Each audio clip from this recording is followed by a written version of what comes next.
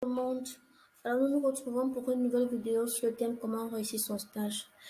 Lorsqu'on effectue un stage, il y a des outils qu'on doit impérativement maîtriser comme Google Doc. Donc aujourd'hui, on va voir la rédaction d'un fichier sur Google Doc. Comment on accède à Google Doc? Premièrement, on se connecte avec son Gmail et là, vous voyez que je suis déjà connecté sur mon Gmail.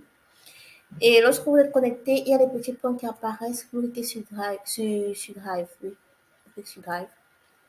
Alors Google Doc, c'est quoi? Google Doc, c'est tout simplement un éditeur de texte en ligne qui permet la création et la mise en forme de documents. Donc, c'est un outil de traitement de texte qui est uniquement en ligne et qui a de nombreux avantages. Voilà, on a le Drive qui vient de s'ouvrir. Donc, lorsque le Drive est ouvert, on clique sur Nouveau. Et dans la liste déroulante qui va s'afficher, on sélectionne Google Doc. Alors, comme je disais tout à l'heure, Google Doc a de nombreux avantages. Déjà, c'est gratuit, absolument gratuit. Et de plus, c'est pratique. Par exemple, lorsque vous travaillez, vous n'avez pas besoin d'enregistrer le document. L'enregistrement se fait de façon automatique. Et le partage se fait en temps réel. Ce qui est vraiment pratique lorsqu'on travaille en collaboration avec des collègues ou des clients. Là, maintenant, on a notre fichier qui vient de s'ouvrir. Première des choses, on va nommer notre document. Donc, moi, je vais nommer le document présentation à Friskix.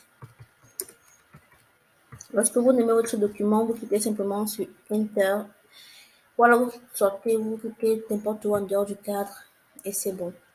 Donc avant, j'ai pris la peine de copier un texte que je vais tout simplement coller pour ne pas perdre en temps et c'est surtout ceci qui va me servir de matière. Donc pour la vidéo d'aujourd'hui, je vais vous présenter cette barre d'outils ici. Voilà, cette barre d'outils ici et c'est lors des prochaines vidéos que je vais venir vous présenter chaque sous-menu, fichier, édition et les différents outils que nous avons dans chaque sous-menu. Alors, donc, on va commencer par les outils dans la barre. Ça commence par annuler. Annuler qu'on peut encore avoir avec CTRL plus, avec CTRL Z. Alors, annuler, c'est à quoi? Lorsque on a fait une action, lorsqu'on a tapé un texte, si on clique là-dessus, ça s'annule. Voilà, vous voyez que le texte que je viens de copier, que je viens de coller par exemple, c'est annulé. Et je peux le rétablir en cliquant sur la flèche qui suit. Très bien. Alors, avec l'icône qui suit, on a impression. Lorsqu'on clique dessus, ça nous montre la boîte pour paramétrer l'impression et procéder à l'impression du document. Mais là, je ne vais pas imprimer le document. Je vais simplement annuler. Voilà, on va continuer. Donc, prochain, vérification de l'orthographe et de la grammaire. Lorsqu'on clique dessus, le texte nous montre tous les mots qui sont erronés. Donc, on a la fenêtre qui nous montre tous les mots qui sont erronés dans le texte et qui en même temps nous propose la bonne orthographe. Par exemple, dans le texte société est écrit avec E, ce qui ne va pas. Et donc, il nous propose la bonne orthographe. Là, on accepte. Le prochain mot qui est erroné, c'est l'heure, qui a été mal écrit justement et il nous propose la bonne orthographe. Donc là, on va accepter encore. Ensuite, c'est Afriskis. Donc, Word ne reconnaît pas l'orthographe Afriskis et à la place, nous propose Afrikaskis. Mais ici, Afriskis est bien écrit, donc on va ignorer la proposition de Google Doc. Et maintenant, on dit le document semble correct. Donc, il n'y a plus de faute dans le document. On va continuer. 100%, c'est pour ajuster la taille du document. Là, actuellement, le document est à 100%. On peut décider de le mettre à 75%. Il devient plus petit. Ou alors à 150%. Là, ça devient plus... Ça prend une plus grande taille. Donc, on va revenir à 100%. Qui est la taille régulière. Alors, à ce niveau, nous avons le style à appliquer dans le texte. Donc, voilà les différents styles, le titre 1, le sous-titre, le titre 2, etc. Alors, par exemple, là, j'ai mon titre de document. Actuellement, il est en normal. Je le mets en titre parce que c'est le titre du document. Vous voyez que la mise en forme change. Ici, par exemple, je vais mettre service à Friskills. Alors, je vais d'abord mettre définition. Voilà. Donc, je mets définition à Friskills, par exemple. Je mets définition à Friskills. Et là, je mets en titre 1. Voilà. Et puis, service, par exemple, à Friskills, je vais mettre ça en titre 2. Donc, ça permet de réellement structurer le document de sorte que lorsque votre client je peux m'amuser par exemple à mettre 4 services en titre 3. Donc, le document est structuré. Lorsque votre client ouvre le fichier, par exemple, il voit clairement le document. Il voit clairement la configuration du document. Donc, voilà. C'est à ça que sert cet outil-ci, à paramétrer le style et les titres dans le document. Donc, après, si on a la police, là, par exemple, je suis en Arial, je peux changer et mettre en calibré. Voilà, par exemple. Ensuite, nous avons la taille de la police. Donc, la taille de la police, actuellement, c'est à 16. Je peux mettre à 12. Ou monter à 14. Voilà. Bien. Après, nous avons l'option gras. Vous connaissez bien. On peut mettre en gras, mettre en italique. On peut souligner le document. On peut même changer la couleur du texte. Non, pas le rouge, pourquoi pas. Et puis, on peut décider de donner un certain soulignage au texte. Alors, le soulignage, à quoi ça sert? Déjà, je vais annuler les actions. Alors, le soulignage, c'est tout simplement lorsqu'on veut attirer l'attention de la personne qui va lire le document ou de la personne avec qui on partage le document sur une partie bien précise. Ou alors, lorsqu'on dicte un document et on veut revenir là-dessus après. Donc, on souligne la partie du document sur laquelle on va revenir par après. Donc, par exemple, je vais souligner en jaune. Voilà. Mais nous aurons d'autres vidéos plus explicatives à ce sujet. Ensuite, nous avons inséré un lien. Donc, lorsque vous éditez un texte sur Google Doc, peut-être que vous avez besoin d'insérer un lien, vous cliquez dessus, cette icône insérer un lien, et vous tapez le lien que vous voulez insérer. Donc, je vais mettre par exemple lilyhr.net.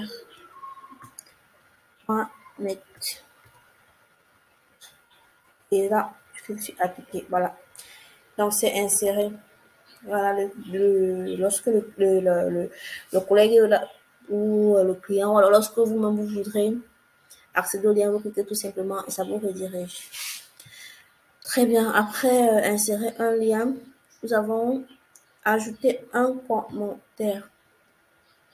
Lorsqu'on clique là-dessus, il y a une boîte qui nous permet d'ajouter un commentaire sur la partie du texte concernée. Je peux par exemple dire faire attention à cette partie du document. Cette partie. Et puis, je vais sur commenter. Voilà, donc à ce niveau-là, il y a un commentaire et la personne qui va ouvrir le document aura la possibilité, par exemple, de reprendre le commentaire, de dire OK, pourquoi pas en cliquant sur les petits points, mais qui sera de l'autre côté. Après, nous avons inséré une image. Donc, insérer une image. Lorsqu'on veut insérer une image, on clique dessus, sur l'icône, et puis on peut insérer l'image depuis l'ordinateur, depuis un site web ou même depuis Drive. Moi, je vais sélectionner depuis l'ordinateur. Donc, on va faire un petit exemple pour voir. Donc, on va sélectionner ça par exemple. Voilà, donc voilà une image qu'on vient d'insérer dans notre texte. Bien, après insérer une image, on a l'alignement du texte. Donc, actuellement, déjà, je vais annuler tout ça pour que la suite soit assez claire. Oui. Donc, là, on a l'alignement du texte. Bien. Donc, présentement, le texte n'est pas justifié. Donc, on peut sélectionner tout le texte et venir là, on clique et on justifie le texte. Là, c'est avec cette icône qu'on peut justifier le texte. Ou alors, on peut décider d'aligner le texte à gauche, à droite ou bien au milieu. Voilà, donc on va laisser notre texte justifié. Ensuite, nous pouvons changer l'interligne ou l'espace entre les paragraphes. Donc, Actuellement, c'est à 1,15. On peut décider de mettre à 1,5. Voilà.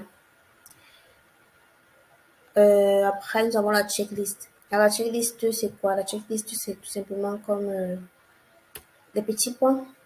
Lorsqu'on veut faire une liste d'un document, on veut énumérer, on utilise la checklist. Voilà. Je vais mettre numéro 1 par exemple. Numéro 1. Voilà, donc c'est ça la checklist. Et voilà, après la checklist, justement, nous avons la liste à plus. Donc c'est le même, voilà. Donc c'est le même outil. Lorsqu'on a une énumération à faire, on clique là-dessus tout simplement. Et puis, on peut énumérer. Très bien. Après, nous avons la liste numérotée. Par contre, la liste numérotée, elle est avec des points. Je peux par exemple sélectionner ce texte-ci et l'appliquer à la liste numérotée. Voilà. Ou alors, donc j'annule l'action. Je décide de créer de commencer une liste et lorsque je clique dessus, il y a le petit 1 qui apparaît. Donc je mets numéro 1 encore par exemple. Voilà. Et la liste suit. Très bien. Donc après ça, nous avons euh, le réglage du retrait. Avec ces deux icônes, nous pouvons diminuer ou augmenter le retrait du texte. Par exemple, si je sélectionne ce paragraphe-ci, vous voyez que on a effectué un retrait sur le texte. Enfin, on a augmenté le retrait et là maintenant, on diminue le retrait du texte. Voilà, supprimer. Enfin, nous avons l'outil supprimer la mise en forme. Alors, supprimer la mise en forme, c'est pourquoi lorsque, par exemple, nous avons cette forme-ci, on a la foire aux questions à Fresskit. Lorsqu'on sélectionne et on clique sur supprimer la mise en forme, vous voyez que tout ce qui a été fait sur ce paragraphe-là comme forme, donc par exemple l'intégration des titres 1, titre 2, tout ça est, tout ce qui a été fait comme mise en forme sur cette partie disparaît, c'est annulé. Donc c'est à ça que sert la mise en forme. Donc on va annuler. Bon, après, lorsqu'on a un fichier Google Doc et qu'on veut le partager, on clique sur fichier et c'est partagé. Donc je disais au début de la vidéo que c'est vraiment l'un des avantages phares de Google Doc, le fait que le partage peut se faire en temps réel. Donc on clique sur partager et ensuite on clique sur partager avec d'autres utilisateurs. Alors là, il y a une boîte de dialogue qui va s'afficher et lorsque la boîte de dialogue s'affiche, on peut entrer la boîte email de la personne avec qui on veut partager le document.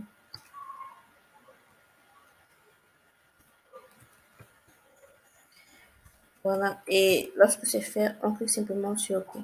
Voilà, donc ça reconnaît déjà la personne. Ici, on peut décider de mettre la personne euh, éditrice dans le document. Donc, la personne pourra apporter des modifications, pourra également partager le document aussi à son tour. On peut décider de mettre la personne simplement commentateur. Donc, tout ce que la personne pourra faire, c'est commenter le document. Ou alors, on peut mettre la personne, on peut donner le statut de lecteur. Donc, la personne ne pourra pas toucher du tout au document. Tout ce qu'il pourra faire dans le document, c'est le document. Donc là, je vais mettre l'option éditeur. Et je vais cliquer sur envoyer. Donc, voilà. Confirmation. C'est confirmé. Voilà. Donc, là, maintenant, le document est partagé avec la personne. Vous pouvez partager autant de fois que vous voulez avec autant de personnes que vous voulez. Bien. Alors, comment on importe un fichier Google? Lorsque vous voulez importer un fichier Google, vous entrez dans votre Drive, comme tout à l'heure, là, quand on voulait ouvrir le fichier. Et vous sélectionnez dossier. Ah, pardon. Vous entrez, vous sélectionnez importer, j'allais dire. Quand vous sélectionnez importer, alors les documents qui se trouvent dans votre ordinateur, votre PC, s'affiche avec les documents. Vous sélectionnez dans quel dossier vous allez prendre le document importé. Moi, je vais le prendre par exemple ici. Vous sélectionnez et vous importez. Quand vous double-cliquez, vous importez. Et voilà que l'importation est terminée. Donc, on a importé contrat de formation.